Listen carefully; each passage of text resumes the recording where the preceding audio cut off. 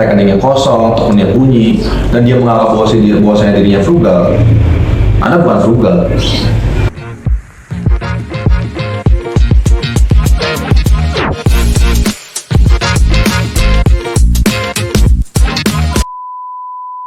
Assalamualaikum warahmatullahi wabarakatuh.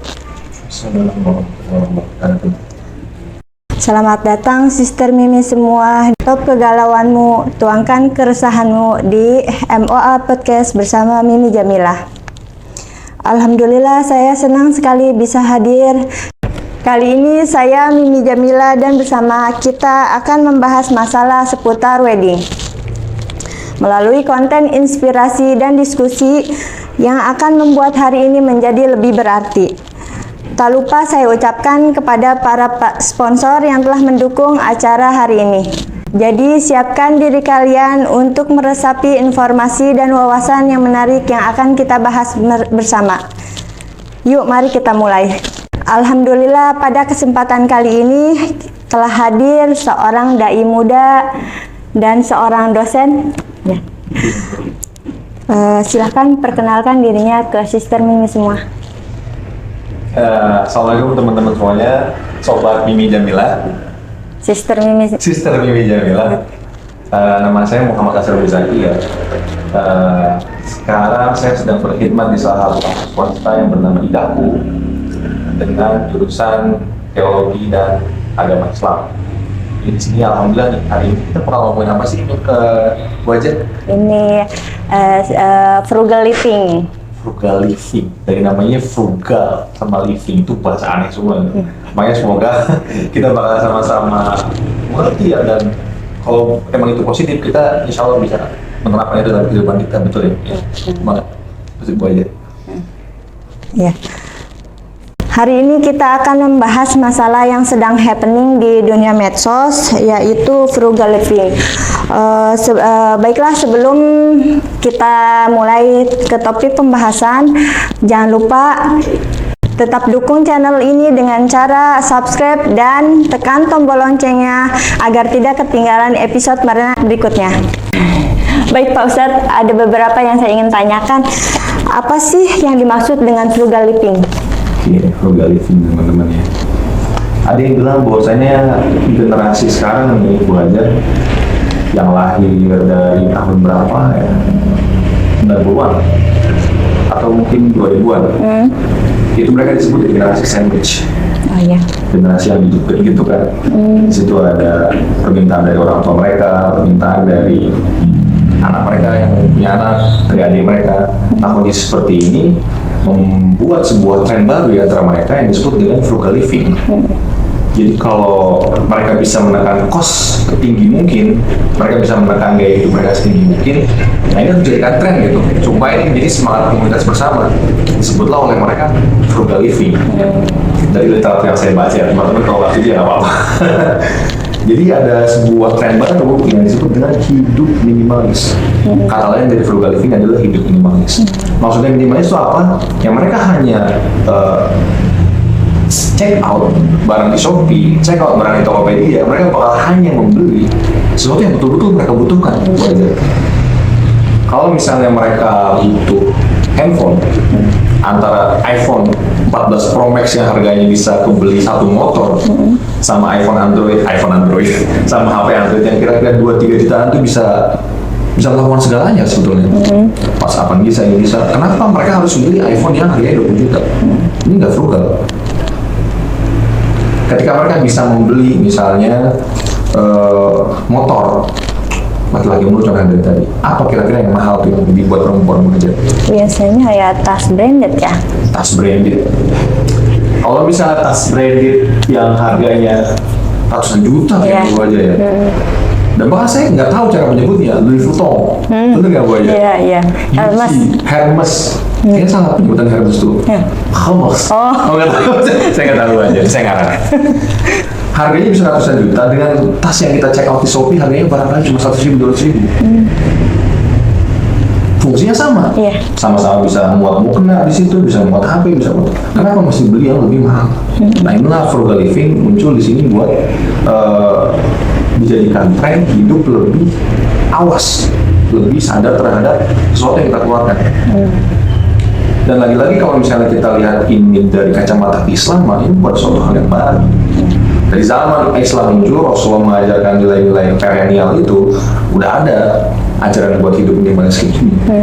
Ada satu hadis yang saya suka banget belajar di pesantren ini, dihafal sama semua santri. Saya yakin ini sebuah hadis yang kayak disematkan ke mereka dari mereka kelas 1 SMP itu pas pertama masuk, karena bagus banget. Kata Rasulullah SAW, min husni islamil mar'i tarkuhu ma la ya'nihi. Salah satu kerennya atau sempurnanya atau bagusnya Islam seseorang itu kelihatan ketika mereka meninggalkan sesuatu yang gak bermanfaat buat mereka. Kalau mereka tahu ini gak ada manfaatnya, cuma buat gengsi, cuma buat hobi gitu. Bu aja mungkin punya hobi yang luar biasa, apa? Ada hobi saya apa ya? Suka masak sih biasanya. Masak. Itu masih frugal. Tapi saya punya teman yang hobinya itu Bu aja koleksi mainan. Mainan itu Bu aja, kalau misalnya Bu aja pengen tahu ya, mainan yang dibeli bapak-bapak itu yang udah seumuran saya, itu bukan mainan yang harganya 100.000. Oh, action figure ya? Action figure. Iya. Bu aja tahu bosnya di antara harga action figure itu ada yang harganya jutaan. Puluhan juta ada juga, tergantung tingkat rarity-nya. Ke apa namanya? Apa itu? Kejarangan, bukan kejarangan. Apa sih? Allah Akbar, itu apa bahasa Indonesianya? Langkaannya. Oh iya. Nah ini sesuatu yang mesti kita pikirin lagi. Bapak-bapak yang beli action figure ini perlu dikasih hadis yang tadi. Apakah keislaman mereka sudah bagus ketika mereka bisa memutar uang itu untuk yang lebih bermanfaat, tapi malah beli action figure? Ini nggak bagus Islam mereka. Maaf bapak-bapak yang jual action figure ya. Tapi ini buat Anda. Ya, ini saya ngomong buat Anda ini tuh. Hadis Rasulullah tadi akhirnya membuktikan bahwasanya memang Islam itu bakal lebih kelihatan terpatri dalam diri seorang ketika mereka nggak FOMO, ketika mereka tuh ada sesuatu pengen beli, mereka suka beli. Ini orang-orang yang frugal living, orang yang minimalis, orang yang menerapkan hadis Rasulullah nggak bakal kayak gitu. Itu inti dari frugal living. Kira-kira bikin banyak. Bahkan saya pernah dengar ya, itu kan setiap barang yang kita punya itu akan dihisab ya. Kalau kita ada disimpan tapi nggak dipakai, lebih baik kan dikasih ke orang lain, lebih bermanfaat gitu. Betul banget. Ada salah satu hadis, walaupun ini hadis yang sifatnya lemah, cuma buat motivasi atau fadil amal, bilang bahwasanya Abdurrahman Auf dan orang-orang kaya lainnya itu masuk surga terakhir dan dengan cara merangkap. Kita bertanya-tanya kenapa? Padahal yang Abdurrahman Auf bin Auf sahabat gitu kan, amalannya banyak. Ternyata karena hartanya banyak, dihisapnya lama, akhirnya masuk surga terakhir. Ini bukan dalam rangka menakut-nakuti Anda semua orang kaya, cuma kalau di antara semua barang-barang yang dipunya itu asas kebermanfaatan yang nggak ada, nah ini yang bahaya, yang bakal menjadi orang-orang yang masuk surga terakhir gitu. Saya pribadi nggak mengatakan teman-teman yang beli iPhone Pro Max itu ya nggak frugal, enggak. Kalau memang itu kebutuhan mereka, kepake semua fiturnya sebagai konten kreator misalnya, kan konten kreator aja tuh butuh kamera yang paling ciamik, yang paling mutakhir gitu kan, supaya kualitasnya bagus, akhirnya mereka pun bisa lebih produktif lagi gitu. Monggo silahkan. Mereka butuh laptop yang harganya 23 juta, laptop gaming. Ketika mereka pakai laptop itu, render videonya apanya lebih cepat gitu. Kebutuhan mereka kepake. Ini frugal, tetap dalam bingkai keminimalisan mereka yang kayak gitu. Tapi bukan sesuatu yang misalnya kayak tadi lah. Contoh paling gampang, bapak-bapak beli action figure, gua aja saya nggak paham itu buat apa gitu loh. Selain ngambil-ngambilin uang. Kira-kira demikian. Untuk pertanyaan selanjutnya, kalau kita sudah menikah, apakah kita bisa frugal living? Terlebih lagi biaya hidup meningkat, seperti biaya pendidikan, kebutuhan anak, dan kebutuhan rumah tangga lainnya. Nah ini menarik Bu aja ya. Jadi waktu ini cerita istri saya, bagus banget sekarang tuh karena memang kreatifnya anak gue zaman sekarang, ada kajian yang khusus buat membahas pernikahan. Bahkan sebelum nikah ada namanya kajian pranikah. Nah disinilah mereka dididik buat salah satunya tadi, apa aja yang perlu mereka siapkan setelah mereka menikah, itu mentalnya, finansialnya. Ini bagus banget ikut kajian seperti ini. Jadi ketika kita habis nikah tuh nggak kaget, ternyata banyak pengeluaran buat anak, buat buat anak tuh masih kebayang ya, cuma buat perintilan yang kadang-kadang nggak kehitung gua aja tuh, misalnya kayak masaknya gitu kan ya. Kalau misalnya apa namanya kita beli alat-alat buat pumping ini yang nggak dihitung gitu. Jadi ketika mereka ikut kajian-kajian seperti ini, akhirnya mereka udah siap gitu setelah nikah. Nah, ditanya apa ya?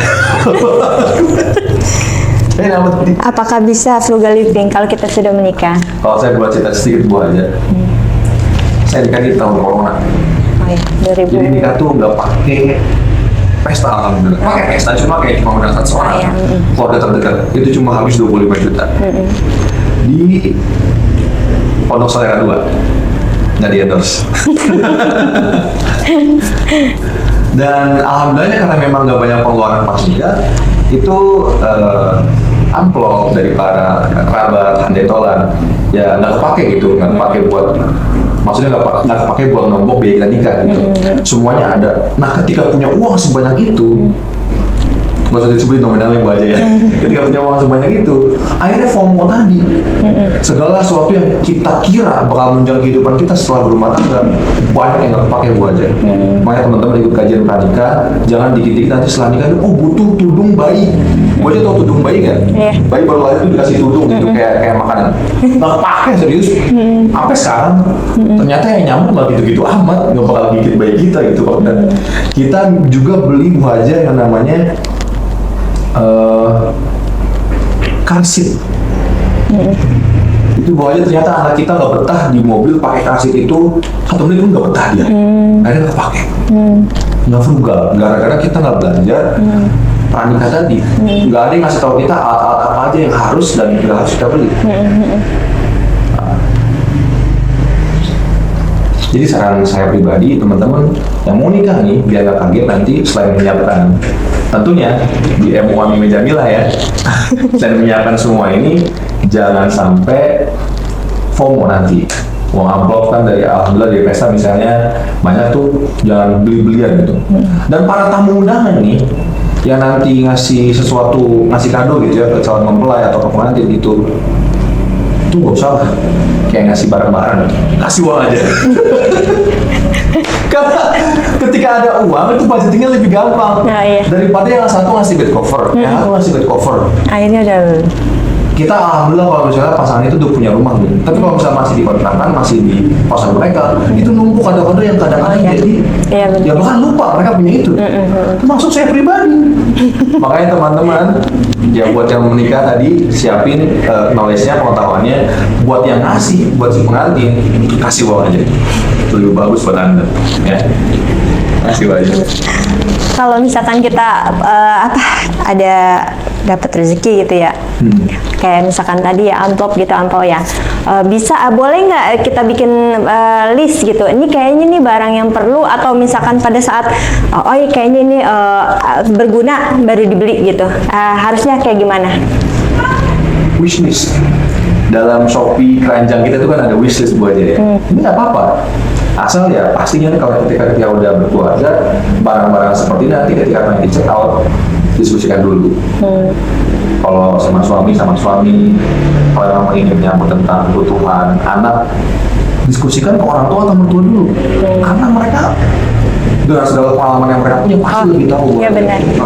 Mereka pasti bilang, ini mah nggak perlu tuh, mama punya di rumah nggak pakai. Potongan-potongan seperti ini sebagai anak muda, sebagai yang baru nikah gitu kita nggak tahu. Makanya di wishlist nggak apa-apa, dan check out barangkali Bu aja ketika ada wishlist itu barang yang lagi mahal, misalnya baju bayi gitu, ada yang harganya 20.000, 30.000, ada yang misalnya tengah-tengah 50 dengan satu. Saya selalu beli yang tengah-tengah, nggak yang paling murah Bu aja. Karena yang murah itu berbanding lurus dengan kualitas. Frugal living itu Bu aja bukan berarti beli barang yang paling murah ya. Teman-teman yang pengen beli baju bayi misalnya ada sugar baby, ada boho panen. Bu aja tahu ya. Iya. Ketika kita beli yang paling mahal, bukan berarti kita nggak frugal living. Itu berarti kita tahu bahwasanya merek itu punya value tersendiri yang bakal bertahan lebih lama. Mas Unggul nih misal, beli sendal harganya 15.000 gitu, paling murah 15.000, tapi seminggu kemudian rusak, beli lagi toh. Tapi Mas Nugroho beli sendal Bata Eiger, mungkin harganya 100.000, tapi bertahan setahun kemudian. Siapa yang lebih frugal? cuma berapa? Dia lebih less waste, dia lebih hemat, dia lebih dan lebih susah dan seterusnya. Jadi teman-teman yang pengen frugal living nggak mesti beli barang yang paling murah. Ke Shopee gitu ya, baju bayi, sortir termurah. Nggak mesti kayak gitu. Anda pelit, Anda bukan frugal. Mereka orang pelit, bukan orang frugal ya. Dia tadi harus lebih bisa lagi melihat value barangnya, bukan cuma murahnya.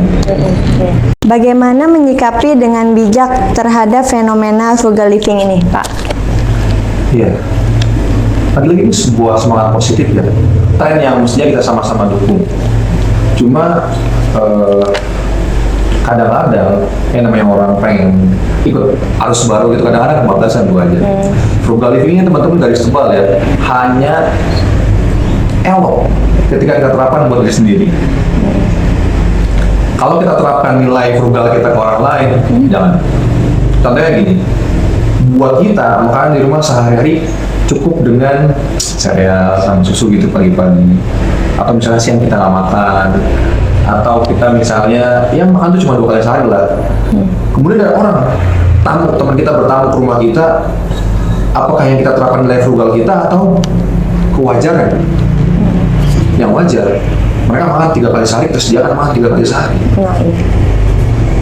Ketika misalnya kita nyumbang nih dengan konsep frugal kita, nyumbang nggak usah banyak-banyak lah, 10.000 juga cukup. Itu nggak bisa frugal di situ. Nyumbang ke orang lain harus semampunya kita, sebanyak-banyaknya kalau bisa. Dalam Islam ada sebuah ayat yang bunyinya saya suka banget, serius, bagus banget ajaran di situ. Kata Allah Subhanahu Wa Taala, "Idza hayyitum bi tahiyyatin fahayyu bi ahsana minha aw rudduha." Kalau kita diberikan sesuatu sama seorang, itu minimal kasih yang setimpal, kasih yang serupa, kasih yang remis, yang sama-sama itu gitu nilainya. Dan lebih baik kalau kita ganti yang lebih baik lagi. Makanya orang-orang Betawi Bu aja ya, itu kalau misalnya ada amplop nih, kan ada namanya tuh. Itu ketika kita lihat amplop, kita catetin Bu aja. Aji Jali ngasih 100.000. Suatu hari kita bawa kondangan sama dia, kita bawa dia dulu ngasih 100.000. Saya bahas 50.000 ya. Itu salah, itu salah. Itu nggak frugal, ya. Itu orang pelit. Aji Jali ngasih 100.000, udah bakal ngasih ke dia 150.000. Minimal 100.000, jangan sama. Di dalam Islam, jangan sampai kita terapkan konsep frugal itu ke orang lain. Kalau kita dikasih 100, kita ganti 120. Ini tren yang bagus, tapi tadi hanya diterapkan buat diri sendiri. Harus bisa menempatkan ya. Harus bisa menempatkan frugal itu buat disiplin pribadi, bukan buat orang lain. Jangan buat imam masjid, jangan buat kasih amplop, jangan buat sumbangan sertifikat dan seterusnya. Iya. Lalu, apakah Pak Ustadz termasuk salah satu yang tipe dominan dalam frugal living? Kalau iya dan tidak, dari Pak Ustadz sendiri seperti apa? Teman-teman bisa melihat saya frugal atau enggak dari baju yang saya pakai. Orang-orang frugal living itu, walaupun nggak mesti ya, biasanya pakai baju monokrom Bu aja. Baju juga monokrom, ya kan, cuma ada satu warna gitu. Atau dua cuma dengan warna yang pelet yang agak sama, itu coklat dengan warna. Saya hitam, abu-abu. Maksudnya orang frugal itu biasanya nggak suka warna yang apa bahasanya? Terlalu banyak warna ya? Terlalu banyak warna Bu aja. Jadi salah satu konsep dalam ilmu DKV kalau nggak salah, minimalis itu yang monokrom, minimalis itu yang hitam, grey, putih, dan seterusnya. Jadi saya alhamdulillah lagi berusaha, lagi belajar untuk menerapkan frugal living. Walaupun terkadang ketika saya lagi lihat promo keyboard mechanical terbaru, ya, saya tiba-tiba langsung check out. Teman-teman mungkin nggak tahu ya, bahwa saya keyboard komputer itu ada banyak. Ada yang mekanikal, ada yang membran, itu ada lagi-lagi hobi. Yang bikin kita nggak frugal tuh hobi Bu aja. Ada keyboard yang harganya sampai jutaan. Saya juga masih belajar Bu aja. Tapi insya Allah teman-teman, saya frugal. Dari mana taunya? Dari baju yang saya pakai hitam. Kira-kira gitu aja. Berarti kalau kita mau beli sesuatu, sebaiknya dipertimbangkan, dipikirkan matang-matang ya, gitu ya. Didiskusikan juga. Oh iya. Sama suami, sama orang tua, karena mereka pasti lebih tahu. Oh iya. Apalagi yang berkaitan dengan kebutuhan yang mereka udah pernah pakai. Kira-kira ya. Pertanyaan selanjutnya, kesimpulan dan kata-katanya untuk Sister Mimi semua. Teman-teman semuanya, frugal living itu bakal menjadi relevan, bakal menjadi keren ya kalau udah menjadi pilihan. Artinya ketika frugal living itu udah ya pilihan hidup saya gitu, bukan terpaksa frugal living. Contohnya gimana? Ketika saya misalnya sisa ATM tinggal 100.000, sisa makanan di rumah tinggal Indomie 2 bungkus. Kemudian sisa token itu udah bunyi, udah Ultraman gitu kan, ting gitu. Kemudian dengan santai, dengan sambil rebahan, orang itu bilang, wah saya sedang mengerjakan frugal living gitu. Dengan bangganya, dengan makanan yang secukupnya, seadanya, rekening yang kosong, dengan token listrik yang bunyi, dia bilang saya sedang menapaki jejak Rasulullah menjadi orang yang minimalis. Tidak, itu belum jadi pilihan karena dia belum nyampe di titik surplus harta ketika dia pengen menghibahkan semua yang dia punya untuk lebih bisa minimalis. Sampai di titik itu baru minimalis keren, minimalis relevan. Frugal itu menjadi tren di situ. Tapi buat orang yang masih tadi ya, rekeningnya kosong, tokennya bunyi, dan dia menganggap bahwasanya dirinya frugal, Anda bukan frugal. Anda mau berbahan, Anda serius. Jangan sampai Anda memelintir konsep yang keren ini untuk menjustifikasi bahwasanya kemalasan saya, ketidakpunyaan saya adalah frugal living. Kira-kira demikian Tuhan. Usaha dulu, kaya dulu, baru minimalis. Wah, menarik sekali ya pembahasan hari ini. Ingat ya, menuju halal memang penuh perjuangan dan pengorbanan. Semoga Sister Mimi semua dimudahkan dalam ibadah mulia panjangnya. Amin. Baiklah Sister Mimi semua, kita sudah sampai di akhir episode hari ini. Terima kasih telah menemani kami dalam perbincangan yang penuh makna ini. Semoga apa yang kita bahas hari ini dapat memberikan wawasan baru dan manfaat bagi kalian. Jangan lupa untuk berlangganan di channel Mimi Jamilah dengan cara subscribe dan nyalakan lonceng agar tidak ketinggalan episode menarik berikutnya. Sampai jumpa di episode selanjutnya. Wassalamualaikum warahmatullahi wabarakatuh. Waalaikumsalam.